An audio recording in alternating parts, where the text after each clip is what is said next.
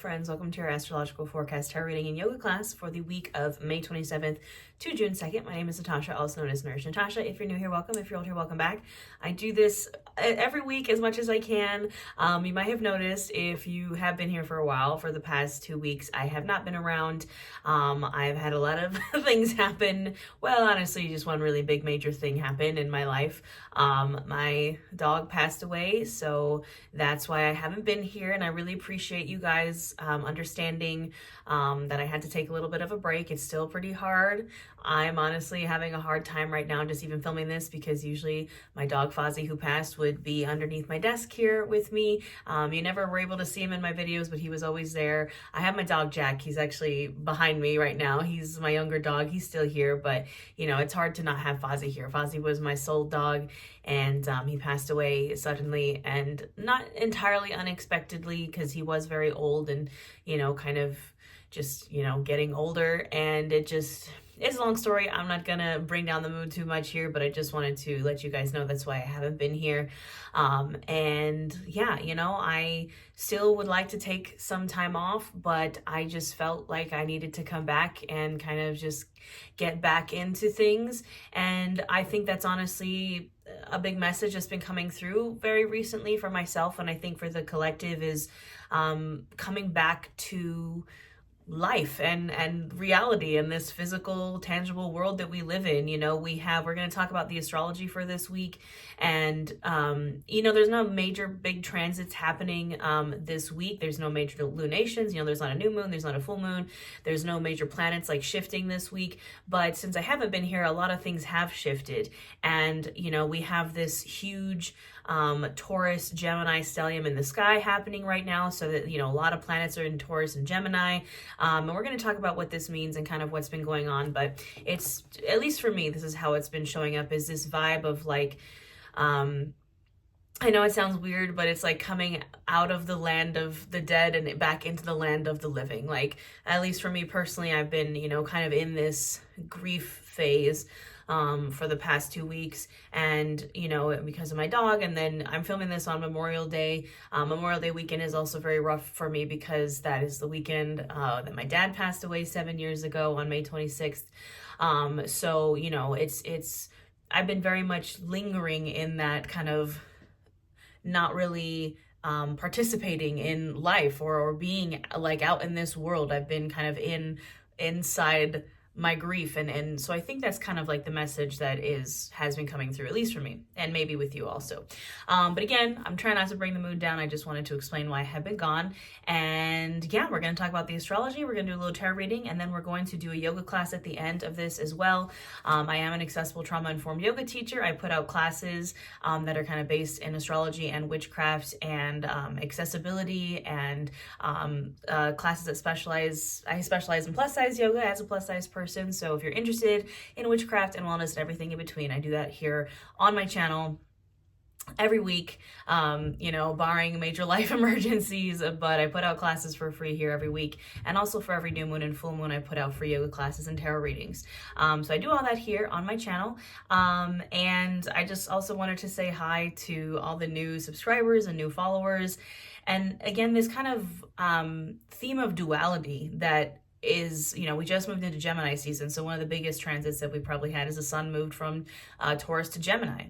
And here's the thing, Gemini is the sign of duality. Gemini is the twins. Gemini in the tarot is the lovers. And the lovers, while, you know, obviously we think of it as like a card about love and then the lovers and relationships, it is mostly a card of duality and a choice. You know, in the lovers, we have two people, and the Archangel Michael kind of behind them. And it signifies kind of two options. And also, yeah, it can be a card of like, you know, a good relationship or love coming in, but it is a choice. And the thing that I think that is very interesting when it comes to the lovers is the opposite card in the tarot is the devil. So if you look at the lovers and the devil next to each other, they're mirror images of each other, except again, the lovers is like happy, love, Archangel Michael, Garden of Eden. And then the devil is the devil, Adam and Eve, like chained up in hell and not the Garden of Eden. You know what I mean? So those are like flip images of each other. And I think that again speaks to the Gemini vibe of duality and what I've been kind of talking about like the land of the dead versus the land of the living. And it's like, those are just, it's opposites. And the thing about duality is one can't exist without the other, and they're always kind of there working in tandem with each other. And what is the opposite of love? It's grief. And what is the opposite of life? It is death. And that has been just really coming up for me a lot lately. And again, this is because of the things that I have personally going on, but maybe someone here also is struggling with that or going through similar things. So that's just what I wanted to share. Anyways, so yeah, we have the sun that has moved from Taurus into Gemini. We have Mercury in Taurus right now. We also just had Venus moved into Gemini from Taurus. And the biggest one that a lot of astrologers have been talking about, you might have seen, is Jupiter has moved into Gemini. And, we moved from Jupiter in Taurus to Jupiter in Gemini. And Jupiter is our planet of expansion and success and like kind of fortune and change and luck and all those things. And having it move into Gemini, which is our sign, Gemini is an air sign, it's our sign of, again, duality, of intellect, of intelligence, of communication. Funny enough, Taurus and Gemini both rule over the throat chakra, which is what we're going to be working on today in our yoga class later. But Gemini is ruled by Mercury, planet of communication. Taurus in the body rules the vocal cords and the throat. And so this Jupiter transit into Gemini is like, you're going to find the most expansion. Again, Jupiter is our planet of expansion and success. And you're going to find the most expansion and success in that Gemini energy of communication, of community, of learning, of education, of intellect, of being social, of being curious, being versatile, very like, it's a lot of talking. It's a lot of, I keep seeing astrologers on TikTok talking about like yapping, it's like that Jupiter and Gemini energy is like getting out and being sociable again. And that, I think, again, kind of goes into what I was saying of like coming out of like this mode of like grief and death and existing in this like weird place and like getting back out into the land of the living, which is like communicating with people and like getting into community and like going out and doing things and like talking to people. So that's kind of the vibe of this week. It is a lot of Taurus, a lot of Gemini. We still have Mars in Aries, which is also very Aries obviously is a fire sign, and it's a very like passionate energy. Mars is our planet of passion and sensuality and aggression and a little bit of communication. And in Aries, a fire sign, obviously our communication is going to be fiery. So, that's what's kind of happening this week. There isn't any major transits happening, planets moving into different signs. There isn't, again, a new moon or a full moon, but there's still a lot of energy. And I think that this week is kind of almost, it's a very like, I want to say like transitionary week, but it's like we're kind of getting used to this energy of Gemini and Taurus. Everything just shifted and everything is kind of moving from Taurus to Gemini at one time. And yeah, that's kind of the energy astrologically that we have going on. We also had a full moon in Sagittarius that I missed. I put out full free yoga classes and tarot readings for every new moon and full moon. This is the first one that I've missed in probably 6 months. The last time that I missed, it was because I had COVID back in December. So, I try not to miss them if possible. But again, my dog did pass away right before the full moon in Sagittarius. And my dog Fozzie, according to the rescue that I got him from, was actually a Sagittarius. So I just, it's been a couple of weeks, y'all. I know I'm rambling at this point, but apparently I have a lot to say. And you know what? All this Gemini energy, I'm not going to stop talking. So all that being said, let's get into our tarot reading. So we're going to see what the energy of this week is. And then, like I said, at the end of this, we will also have a yoga class. You don't have to do the yoga. If you don't want to do the yoga, you can totally skip that, but it'll be there if you want it. So we already have at the bottom of the deck the Seven of Wands. And this is like definitely the vibe that I've been feeling, which is having to kind of defend yourself. The Seven of Wands, you can see it's kind of a defensive card. This person is defending themselves on top of this platform from all these other people. And the thing about the Seven of Wands is it comes after the Six of Wands. And the Six of Wands is a card of victory. But guess what? When you climb that mountain, when you get to the top of that mountain, and you have that victory, it does get a little defensive. You have to fight to keep your spot. at that victory at the top of that mountain. And the thing too that recently came up in a reading that I was watching on YouTube about the Six of Wands, the card of victory, like I said, the Six of Wands, as much as it is a card of victory, is also a card of sacrifice, because you have to sacrifice some things in order to be victorious. And I have felt that that has been a major theme of my life, and especially again in the past week. You know, I've had to lose my dog, but on the flip side, it's like all these things have been happening in my life. Like, even though I have taken a couple of weeks off, I have gained probably like 20,000 followers across platforms just because I had a couple videos go viral. My business has been doing very successfully. I've sold out 3 retreats without me even kind of really trying. And it's that idea of like, when you have a victory, it comes with a sacrifice. And then that's that duality thing coming through, you know what I mean? And then we get to the Seven of Wands. So after the victory, we get to the Seven of Wands, and we feel like on the defensive, like we have to continue to fight for our victory, for what is right. I don't know. I'm like, the song that's in my head is the Beastie Boys' "Fight for Your Right to Party," which is probably because of my dad. I'm actually wearing his shirt right now, and again, it's the anniversary of him passing, and it's like that Beastie Boys like "Fight for Your Right to Party" song, and that's kind of the vibe of the Seven of Wands. Like, we have to keep fighting, we have to keep going, if we want to be victorious and fight through like the sacrifices that have to be made to be victorious. So that's at the bottom of the deck. That's kind of the major theme. Let's see what else we got going on here. What's going on this week? What is the energy of this week? Sometimes chaos mode works. That's what I call it, when you just shuffle until the cards fall out. Oh Lord. Okay, well, that's just like every card in the deck just like yeeted itself. So let's just, can we just get a couple, please? Chaos mode went too hard. Okay, one more, and then if not, I'll pull the old fashioned way. I roll it. Six of Cups. The Six of Cups is a card of nostalgia, of the past, can be inner child healing. The Six of Cups is also a card of, it can be a soulmate card, but it's also a kind of reminder to beware nostalgia, or to beware the past, to not go running back to the past. A lot of readers will read the Six of Cups as like people from the past coming back. But I think it's, again, what I've been saying this entire time. I've been rambling for like 12 minutes now about this idea of lingering too much in the land of the dead, in the land of the past, and the things that we have lost. And that's kind of the Six of Cups can be that, it can be very just lingering in nostalgia and lingering in the past, and living too much in the past. You can get stuck there, and it's time to kind of move out of that. But again, the Six of Cups isn't necessarily a bad card. Again, it can be focusing on inner child healing. It's a very like soft, sweet love kind of card, like a stop and smell the roses kind of energy. Wheel of Fortune. But like I said, I think it's time to come out of that. It's time to stop living in the past, my friends. It's time to get into a new cycle and to move into the future. Wheel of Fortune, new cycle. Change in fortune, change in luck.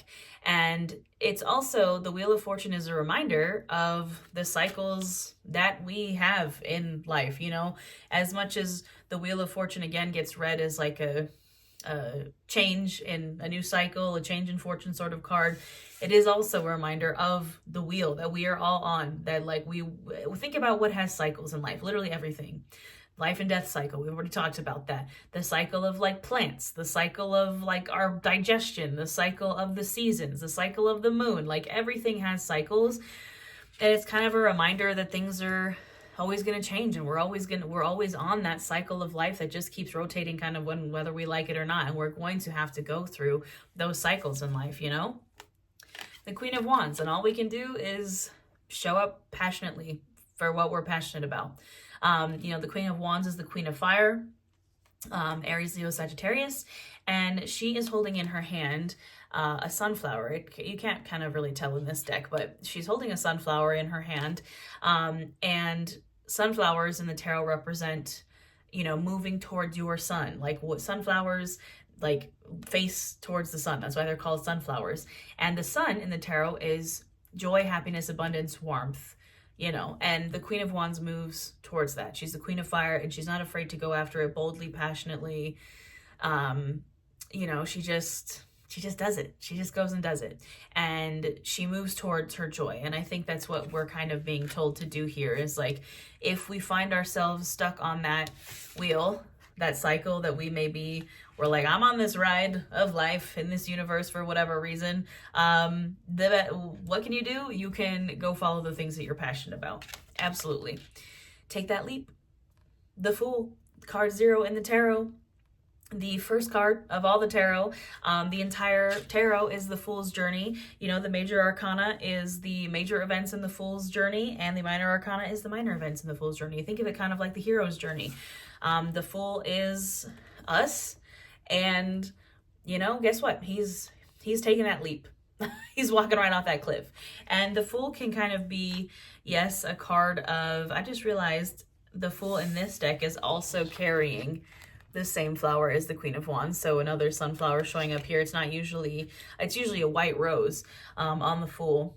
And he has his little like knapsack, but he's about to walk right off that cliff. And he's about to start a new journey, even if it might be scary. And I would also, it's kind of making me sad, and I'm trying not to cry. In this deck, the Fool doesn't have a little doggy on the card. Traditionally, the Fool does have like a little dog kind of nipping at its heels.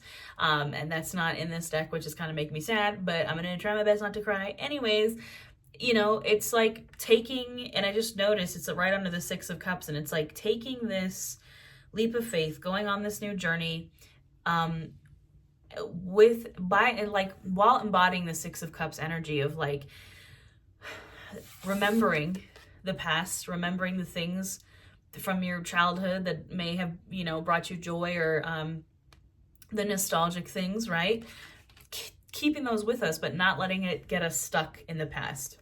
We still have to move forward.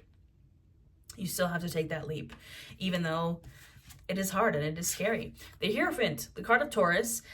If you feel perhaps a little too scared, or maybe you don't know which direction to go in, this could be a great time to maybe look for some type of guide, perhaps someone that's doing the things that you want to do. Maybe go seek them out. The Hierophant is also a card of up-leveling, of graduation, of taking it to the next level, of going from student to teacher.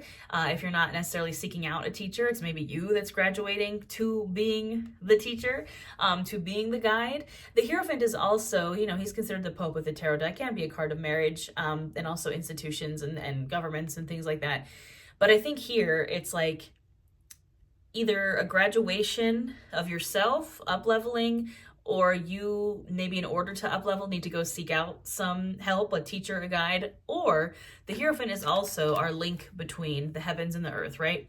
The Hierophant, the Pope, you can tell he's literally looks kind of like the Pope here, is, you know, in the Catholic Church, the connection between earth and heaven, earth and the divine. And maybe you need to connect to your spirituality more. I have been feeling very disconnected. I haven't done any of my usual practices. I haven't done yoga. I haven't done tarot. This is my first time doing any of this since my dog passed away. And, you know, maybe we need to nurture that connection a little bit more. And Ace of Pentacles. That's where we're going to be the most abundant. That's where we're going to get that gold coin that we've been waiting for. And that's right under the Queen of Wands. Is like, if we move passionately forward, despite maybe things that have happened, despite, you know, being stuck in this wheel and things, if we follow our passions, that's kind of where that gold coin is going to come in, is going to be given to us. And the Ace of Pentacles is a wonderful card. You know, again, it's literally you're being handed a gold coin from the universe. And I think we would all like that. To clarify, we're going to use the After Tarot, and already at the bottom of the deck, we have the Four of Swords, a card of rest, recovery, the Baby card to the Hermit, taking a little nap. That's honestly, this is what I've been doing for the past 2 weeks, is just like resting, recovering, doing nothing, crying. You know, sometimes we got to do it. What else do we need to hear this week?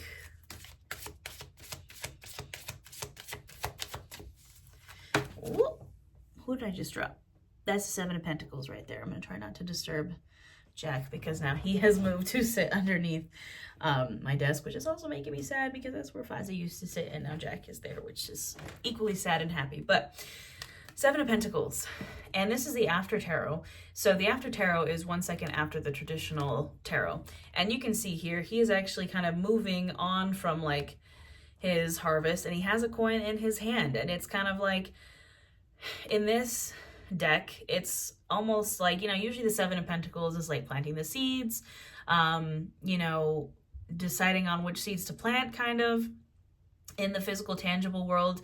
And this one is like, he has his gold coin and he's kind of leaving these other ones, and it's like almost, I'm getting the vibe of like pruning. Like that's kind of what's happening here. Like when you prune plants, you know, you have to cut off kind of the dead ends so the rest of the plant can like flourish. That's kind of seems like what's happening here is like, it's time to prune. It's time to be like, what's serving me, what isn't, what is working and helping my success and my victory, what isn't, and, you know, taking what you need and leaving the rest, you know? Two of Cups. This is honestly the card that I was thinking of when I was thinking about all this Gemini energy, even though this is a water card, you know, Cups. Is the Two of Cups can be a card of, yes, it's kind of the baby card to the lovers, you know, a new relationship or friendship or something coming in, but it's also a card of communication. It's also a card of having conversations and talking to people and being flirty and like going out on dates and going out and being sociable and being like curious, all those things that I was talking about as far as Gemini goes. That's the Two of Cups. And I think that's what we need to be doing this week is like getting out. And this is right over the Wheel of Fortune and the Hierophant. And it's like, if we're going to be stuck in this wheel, whether we like it or not, and we're trying to search for that connection again between ourselves and the divine, maybe you need to go out and talk to people. Maybe, again, you need to go out and get out into the land of the living, because that can, even though, yes, it is us existing in like the physical, tangible world, it can also help us reconnect to spirituality. You never know who you're going to meet or the conversations you're going to have or the magic that's going to come out of just like talking to people and doing the thing. Ace of Swords. Mental clarity, new way of thinking coming in. We have two aces here, the Ace of Swords and the Ace of Pentacles, and the Swords is the suit of the intellect, the mind. And it's interesting, there's like a falcon on this this card, which I think is kind of cool. But the Ace of Swords is, again, a new way of thinking, a new neural pathway. It can be like an aha moment, a eureka, I found it kind of moment. Judgment. Yep, this is a card that's been on my mind a lot lately. Let's just get two more to complete this little reading. All right, we have Judgment, the King of Wands, and the Empress. Now, the King of Wands counterpart to the Queen of Wands, the King of Fire, the King of Passion and creativity and like going and getting stuff done, and the Empress and Judgment. Now, again, what have I been saying this entire reading? This concept of coming out of the land of the dead and back into the land of the living. The Judgment card is a card of ascension, of a new life, of a graduation, of a rebirth. You can see here, these people are literally ascending out of their coffins. These coffins was the old, and now they're kind of ascending to the new on Judgment Day. You know, they're being reborn. And I think that's what we need to do, my dudes. I think that's what we need to do. And how do we do that? Again, King of Wands, the Empress. The Empress is Taurus energy, Venus energy, self-care energy, but it is a very like, again, like physical, tangible energy. The High Priestess would be kind of like the non-tangible, more spiritual, divine feminine. And the Empress is like the more, again, physical, tangible, material things, divine feminine. Self-care, taking care of like your physical body. You know, just like she is literally living the dream. She is taking care of herself. She is in her divine feminine energy. Again, gender is irrelevant. It's just the energy of making self-care a priority. And it's like, I'm hearing like, you know, if your body is a temple, you might as well worship it and take care of it and worship at the altar that is your body. So maybe taking care of those things. And then we have the King of Wands, again, counterpart to the Queen of Wands. And he's holding this little salamander in his hand right there, which is so cute. But salamanders in the tarot represent being protected from fire. And that's why they're on the Wands cards, because again, these are the cards. This is a suit of fire. And the King of Wands and the Queen of Wands, again, are moving like passionately forward, full steam ahead, maybe a little explosive, maybe some of that Mars and Aries energy, and it can be scary and it can be risky. And the salamander kind of reminds us that you're protected from risk. You're protected from the fire. This is just a me personal thing, but something that's been kind of getting me through the like tough times, because I'm a nerd, is the Buffy the Vampire Slayer, the musical episode soundtrack. And one of the songs is Walk Through the Fire, and that's kind of the vibe that I'm getting. Go listen to it. But yeah, again, I make a lot of nerdy references when I do readings, and that's just who I am. So let's get some major themes for this week. Last messages. What do we need to know? And now that song is stuck in my head. Water, and I noticed that on the bottom is earth. And we've talked a lot about fire. We have talked about the energy of Gemini, air, Taurus, earth. Water is kind of not the antithesis of everything that we have going on here. Again, it's like that cups, that 6 of cups. It's like water is the very flowy, lovey, emotional energy. And we have the 2 of cups here as well. It's like, tap into that. If you're not sure, if you maybe, because again, we have a lot of wands, we have swords, we have pentacles. The energy right now astrologically is earth and air. Water can quench the kind of intensity or unfeeling nature of earth and air energy. Not to say that earth signs or air signs don't feel anything, that's what I'm saying. But it is a very, I don't want to say harsh. Again, it's like, if you look at like earth and air, it's kind of like a desert, right? It's like dirt and air. What quenches that is water. Again, it's that leaning into the 6 of cups without fully getting stuck in the past, like doing the things that you enjoy that make you feel happy. And the 2 of cups, like going out and like doing things that kind of make you feel happiness, like emotionally fulfilled. Don't forget to do that this week also, because we can kind of get distracted by all the other stuff going on here. Shift, absolutely. Dimensional shift, it's happening. We all feel it. We all know it. Oh, message. This is a card of, message from ancestors, guides, the departed. I'm gonna try not to cry again, but, and it's crazy. I actually had a reading done. One of my friends did a reading for me after Fozzie passed, and one of the cards that they pulled also had a lunar moth on it. And that was a card of like new beginnings and unfurling wings and things like that. So you know what? I needed to hear it. Maybe someone here needs to hear it as well. Friendship, very 2 of cups energy here. Very similar, it's like these 2 arrows. We got 2 cups. Definitely go out, spend some time with your friends, make some new friends. That is that Gemini energy coming through as well. Spiritual cleansing. I've been thinking a lot about this as well. I'm actually going to be cleansing and cleaning my altar, because I have to make space for my little pup to go on my altar. And I'm not saying that you have to do an altar. That's like any kind of spiritual cleansing yourself, cleansing your chakras, doing an energy cleansing, cleansing your house, any kind of cleansing, do it. I would do it. And transformation and another butterfly. We have a butterfly and a lunar moth here to send us off. Maybe that's an animal or a spirit guide that you've been seeing a lot, is a butterfly or a moth. But transformation, my friends. We have shift, we have transformation. Don't run away from it. Again, we have the Wheel of Fortune. The cogs are turning. We're on this cycle. Things are changing whether you like it or not. So might as well lean into it, even though it's scary and it's hard. And again, it's rough sometimes, and there is sacrifice. It's again that duality of life and death. And I think also, moths traditionally are associated with like the death, grief part, and then butterflies are associated with the life, love part. And again, that's the duality right there. So I'll leave you with that, my friends. We're going to go do some yoga about it. It's going to be a very, one of the different limbs of yoga. We're not going to necessarily do physical asana, but we're going to do some breath work, pranayama, which is another limb of yoga. And we're going to just do some breathing. So if you would like to breathe with me to meditate a little bit, stick around for the yoga class. If not, maybe I'll see you next time. I do offer personal readings. I have witchcraft wellness courses and ebooks. I also host witchcraft wellness retreats in Salem.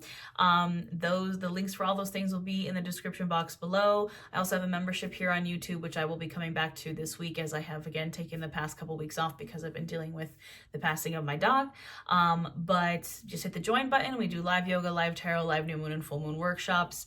I have a ton of stuff that I offer. So if you like Witchcraft Wellness, hit that subscribe button. Maybe I'll see you here next time.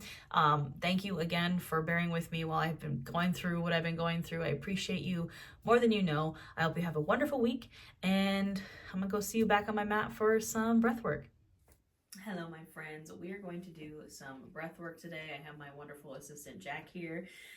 It's been very hard to get him to leave my side since Fozzie has left us, so don't mind him. He is here to help us out today, and he loves his booty scratches. This is the Aries that you hear barking in the back of my videos all the time. If you couldn't tell, he's an Aries.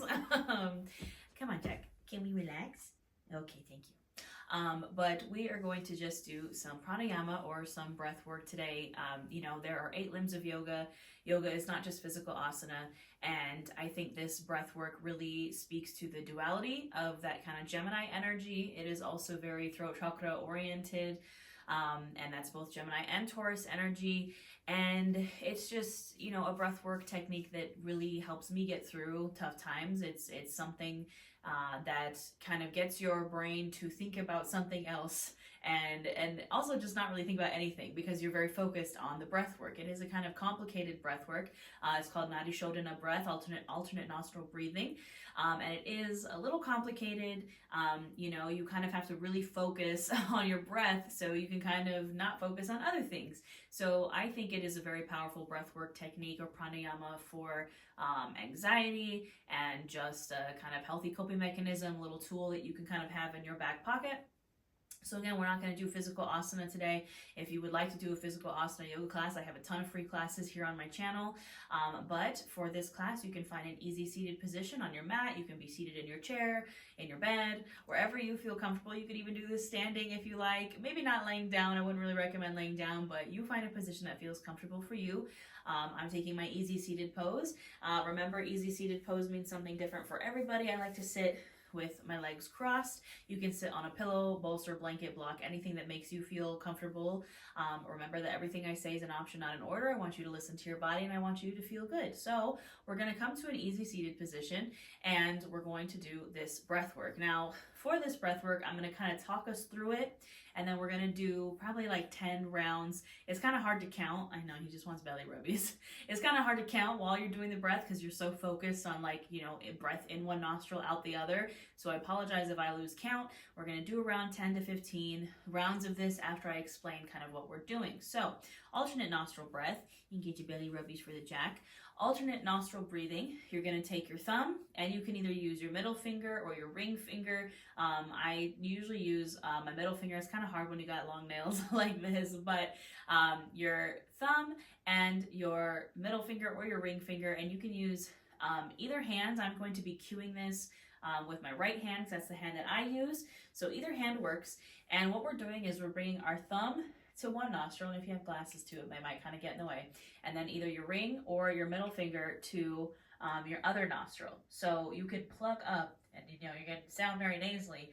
You can plug up both nostrils if you want to. We're not going to plug up both of them just yet, though. So the concept of alternate nostril breathing is we breathe in through one nostril, plug it up, and then out through the other nostril. Inhale in through that nostril, plug it up, out through the other nostril. Inhale in, plug it up, exhale out. Inhale in, plug it up, exhale out. I know that was a very quick explanation, but I just kind of want you to get like the just general idea of what's going on here. I'm going to cue it more slowly and more in depth as we go through it, but just so you can kind of prepare for what's happening. So you can go ahead and get your hands into position. Don't plug up your nostrils just yet. What we're going to do is we're going to take one nice big inhale in through the nose. Nice big exhale out. But now we're going to start this alternate nostril breathing. So we're going to plug up your left nostril, so the nostril with the ring or the middle finger. I'm lifting up my thumb. I'm going to inhale in through that nostril. Plug it up with the thumb. Remove the other finger. Exhale out. Inhale in through this left nostril. Plug it up with that ring or middle finger. Lift the thumb. Exhale out through the right. Inhale in. Plug it up with the thumb. Open up the other nostril. Exhale out. Inhale in. Plug it up. Open with the thumb. Exhale out. Inhale in. Plug it up with the thumb. Open the other. Exhale out. Inhale in. Plug it up. Open with the thumb. Exhale out. Inhale in. Plug it up. Open the other. Exhale out. Inhale in. Plug it up. Open the other. Exhale out. Inhale in. Plug it up. Open the other. Exhale out. Inhale in. Plug it up. Open the other. Exhale out. Inhale in. Plug it up. Open the other. Exhale out. Inhale in. Plug it up. Open the other. Exhale out. Inhale in. Plug it up. Open the other. Exhale out. Now you can gently release your hand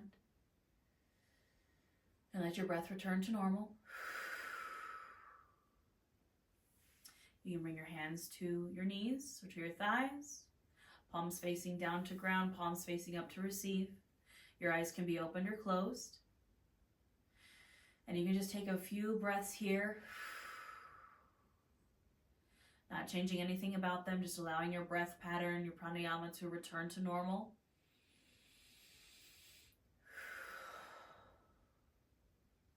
You might notice that perhaps you're a little snuffly or your nose is running. That's totally normal, totally okay. Or maybe you cleared it up a little bit.